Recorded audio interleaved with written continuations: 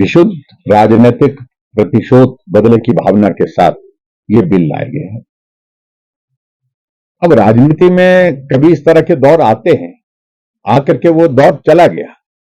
आप आगे के लिए उसमें अमेंडमेंट की शेप पे कुछ चीजें करना चाहते हैं, सुधार करना चाहते हैं कि दल बदल कानून को और ज्यादा स्ट्रिंजेंट किया जाए, सख्त किया जाए, ये समझ में आती है। लेकिन रिट्रोस्पेक्टिव इफेक्ट से जो इलेक्ट होकर के सदन के अंदर शपथ ले चुके विधायक आज वो विधायक नहीं है, तो उनकी पेंशन काटने का, उनकी पेंशन का प्रावधान बंद करने का मुझे लगता है कि ये कतई भी कानूनी तर्कसंगत मुझे नहीं लगा। और मैं इस बात को लेकर के सिर्फ इतना कहना चाह रहा हूं कि हाई कोर्ट में या कहीं भी कोर्ट की नजर में जब जाएगा कानूनी तौर पर ये जिस प्रकार से निर्दलीय विधायकों की भी उन्होंने पेंशन बंद कर दी थी और हाई कोर्ट ने रिस्टोर कर दी, तो ऐसी सूरत में ये भी उस दिशा में जाएगा।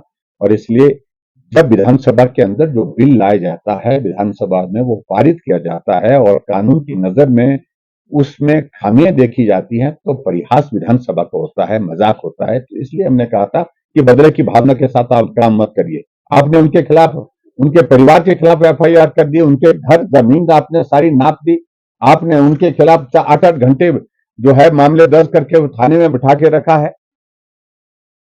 और उसके बावजूद भी आपका मन नहीं भरा, तो ये बहुत नीचे की सोच, जिसको मैं कह सकता हूं, सोच में गिरावट आ गई है। मुख्यमंत्री को थोड़ा इन सारी चीजों से ऊपर उठना चाहिए। अगर आपसे वो बिल्कुल भी किसी बात को लेकर के सहमत नहीं हुए, तो इसका मतलब ये नहीं है कि भी जो भी आपसे आपकी बात से सहमत नहीं, उनके खिलाफ आप मामले दर्ज करते रहो। तो देखिए, ये तो इंडिविजुअल कैपेसिटी पर वो लोग करेंगे, हम भी एग्जामिन करेंगे, लेकिन उसके बावजूद इंडिविजुअल कैपेसिटी पर उनको कोर्ट में जाने का अधिकार है, वो विचार करेंगे।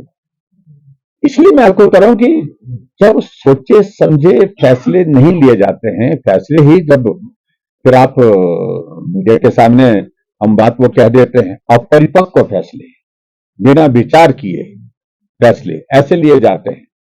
क्या औचित्य है कि हिमाचल प्रदेश में ये पहली बार रोस्टर में 5% डिप्टी कमिश्नर को देने का अधिकार, ये भी आरक्षण आप करेंगे।